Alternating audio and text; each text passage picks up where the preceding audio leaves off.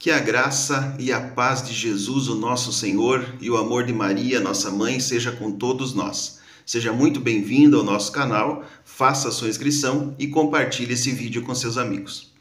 Queridos irmãos, a palavra de Deus nos diz, no livro de Isaías, capítulo 43, e no versículo 12: Fui eu quem predisse e salvei, e não um Deus estranho entre vós. Vós sois minhas testemunhas, diz o Senhor. Eu sou Deus desde toda a eternidade. Ninguém poderia escapar de minha mão. Quando executo, quem poderia destruir a minha obra? Esse texto também, nós podemos encontrar Jesus falando a respeito disso no Evangelho de São Mateus, capítulo 16, versículo 16. Simão Pedro respondeu: Tu és o Cristo, o Filho de Deus vivo. Jesus então lhe disse: Feliz és, Simão, filho de Jonas, porque não foi a carne nem o sangue que te revelou isso, mas meu Pai que está nos céus. E eu te declaro, tu és Pedro, e sobre esta pedra edificarei a minha igreja, e as portas do inferno não prevalecerão contra ela. Palavra da nossa salvação. Meus irmãos, as grandes mudanças, elas não acontecem por casualidade. As grandes mudanças também não acontecem de uma vez. Existe um processo, existe uma caminhada para que essas grandes mudanças aconteçam. E nós estamos vendo no nosso país, como nós observamos na última pesquisa do IBGE, que as seitas protestantes estão parando de crescer, estão crescendo menos. E que a Santa Igreja Católica vem perdendo menos fiéis. Vamos usar esse termo, mas fiel é uma pessoa que não se afasta da Santa Igreja. Isso mostra que uma mudança começa a acontecer. E exatamente como a palavra de Deus nos diz, né? Que ninguém pode destruir a obra que Deus executa e as portas do inferno também não prevalecem contra a igreja do Deus vivo. Nós estamos então observando essas grandes mudanças que vêm acontecendo no nosso país. Nossa Senhora está resgatando seus filhos que estão perdidos nas seitas, que estão perdidos nas heresias, que estão aí se transformando em ovelhas nas mãos de lobos devoradores. E eu sou grato a Deus porque tenho visto diariamente, pessoas comentando comigo a respeito dessas conversões que estão acontecendo para a Santa Igreja Católica. E eu gostaria de, no vídeo de hoje, compartilhar com vocês mais um testemunho de conversão que vem reforçar a nossa fé e vem reforçar no nosso coração essa realidade que nós estamos vendo acontecer à nossa volta. Que Deus abençoe você, Deus abençoe sua família, que você tenha uma semana cheia das bênçãos de Deus, é o desejo do meu coração, no nome de Jesus.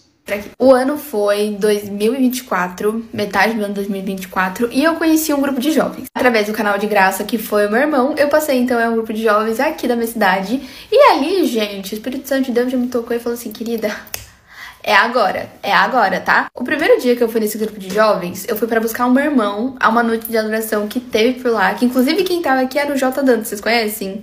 Muito legal, inclusive, sigam ele, vou deixar o arroba dele aqui. Ele que tava aqui nesse grupo de jovens e eu não fui, meu irmão me chamou, mas eu não fui. E eu não lembro o motivo pelo qual eu não fui, infelizmente, deveria ter ido. Enfim, eu cheguei lá, era meia-noite, tinha um monte de jovens, a igreja tava lotada, adorando Jesus Cristo Eucarístico. Eu falei assim, gente, que saudade que eu tava disso, como é que eu fiquei tanto tempo longe disso aqui, meu Deus, né, eu quero voltar pra casa, Enfim, aquilo já me tocou de tal maneira que eu falei assim, gente, o que eu tô fazendo na minha vida? Passado isso, um outro dia, meu irmão, que nunca foi muito de grupo de jovens, essas coisas, começou a ir frequentemente esse grupo de jovens, que é o Jovens Renovados. E aí eu falei assim, gente, esse grupo de jovens tem alguma coisa, porque o meu irmão tá indo com tanta frequência, o negócio deve ser bom, vou ir também. E aí eu fui, e logo no dia que eu fui, teve... A pregação era mais voltada ao Espírito Santo de Deus, e sempre que tem algo ligado mais ao Espírito Santo, é sempre mais forte. E foi ali naquela pregação, então, que eu lembrei o tanto que eu precisava voltar para casa de corpo e alma. não Raimundo, né? Um pé no mundo, um pé na igreja. Não tinha como ser assim. Então, naquele momento, o Espírito Santo de Deus me tocou, me mostrou que eu precisava voltar e que eu precisava viver de verdade a igreja, porque Deus tinha um chamado pra mim, eu precisava cumprir aquilo. E isso aqui que vocês estão vendo ainda não existia, tá? Comecei aí, então, frequentemente aos Jovens Renovados, que os nossos encontros sempre acontecem aos sábados, à noite, 7h45. E a cada encontro eu ia me renovando, que o nome faz muito jus, né? O que eu tô compartilhando com vocês hoje. Então, a cada encontro eu ia me renovando, a cada encontro eu ia vivando, e cada vez mais o Espírito Santo de Deus ia incomodando meu coração com relação aos meus pecados de estimação, com relação ao meu relacionamento.